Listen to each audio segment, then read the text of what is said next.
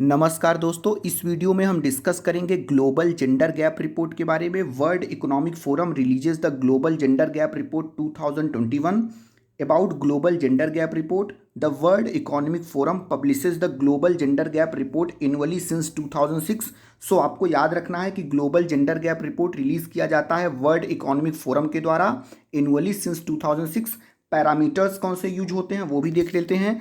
The global gender gap report ranks 156 countries on their progress towards gender parity in 4 dimensions. So 4 parameters use होते हैं, वो हैं economic participation and opportunity, educational attainment, health and survival and political empowerment. आपको याद रखना है global gender gap report is released by World Economic Forum based on 4 parameters. They are economic participation and opportunity, educational attainment, health and survival, political empowerment. These are the 4 parameters based on which the global gender gap report is released by World Economic Forum. कुछ और find देखते हैं, की findings of the reports देख लेते हैं। Findings of global gender gap report 2021 related to India. India's ranking on the index drops 28 places to 140 amongst the 156 nations. So India's rank is 140 out of 156 nations और ये drop है 28 places का, because in 2020 India was ranked at 112th place. Okay, so ये आपको याद रखना है कि 2020 में इंडिया की रैंक 112 थी, लेकिन 2021 में वो 28 प्लेसेस ड्रॉप होकर 140 पर आ गई है। जेंडर गैप कैसा है इंडिया में ये भी देख लेते हैं। India has closed 62.5% of its gender gap to date. However the gender gap increased by 4.2% compare to 2020। So 2020 और 21 को अगर हम कंपेयर करेंगे तो जेंडर गैप 4.2% इंक्रीज हुआ है, और इसी वजह से इंडिया की रैंक 28 प्लेसेस फॉल हुई है ग्लोबल जेंडर गैप इंडेक्स में। ये आपको याद रखना है। इंडिया की रैंक 140 है, ओके, आउट ऑफ 156 नेशन। 2020 में इसकी रैंक कितनी थी? 112th। India is the third worst performer in the South Asia region. तो साउथ एशिया रीजन में इंडिया थर्ड वर्स्ट परफॉर्मर है। Only Pakistan and Afghanistan rank below India in this region. So South Asia region में पाकिस्तान और अफगानिस्तान के भी बाद India third worst performer है। देख रहे हैं आप इंडिया की कितनी बुरी स्थिति है। कुछ और पॉइंट्स देखते हैं कि क्या रीज़न है इंडिया के डिक्लाइनिंग के लिए। देखिए, reasons for India's decline in global gender gap report. Political empowerment में डिक्लाइन हुआ है। देख रहे हैं यहाँ पे 13.5% point with a significant reduction in the number of women ministers. 2019 में 23.1% वुमेन मिनिस्टर्स थी, वो डिक्लाइन होके हो गया है 9.1% in 2021। That is why the political empowerment has declined by 13.5%। एक रीज़न ये है। सेकेंड रीजन है economic participation and opportunity.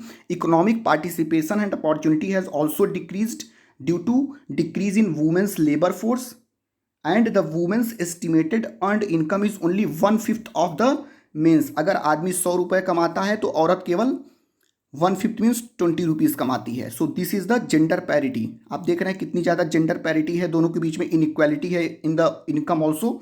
So this puts India amongst the bottom 10 global performer on this indicator.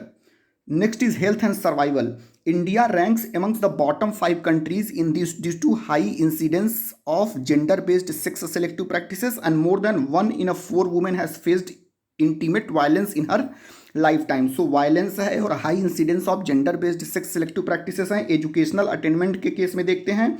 Educational attainment के case में the gender gap in education has improved in primary, secondary and tertiary education, but gender gap still persists in terms of literacy. 1/3 of women are illiterate. 34.2% women अभी भी illiterate हैं in comparison to 17.6% of men. ये भी याद रखना है। देखिए यहाँ पर भी जेंडर पैरिटी है, जेंडर इनइक्वालिटी है। कितनी इनइक्वालिटी है मेन और वुमेन के बीच में?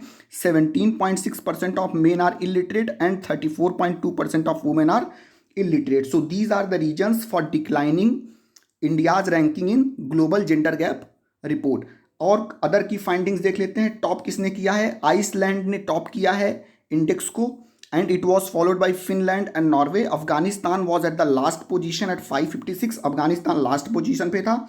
नेबर्स इंडिया के कैसे परफॉर्म करते हैं? Amongst India's neighbour Bangladesh is ranked at 65। कितनी अच्छी रैंक है। Nepal at 106, Pakistan at 153। यही देख के आप खुश हो जाइए। Afghanistan at 156, Bhutan at 130 and Sri Lanka at 116.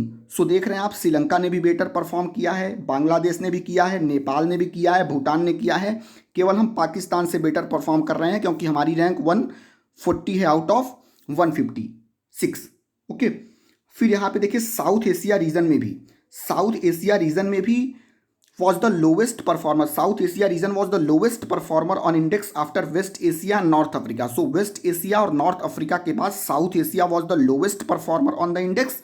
Only Bhutan and Nepal had shown progress towards gender parity in 2021 in this region. ये आपको याद रखना है कि South Asia was the lowest performer on the index after West Asia and North Africa. Only Bhutan and Nepal had shown progress towards gender parity in 2021 in this region. So this was a video related to Global Gender Gap Report 2021, and Global Gender Gap Report is released by World Economic Forum based on 4 parameters.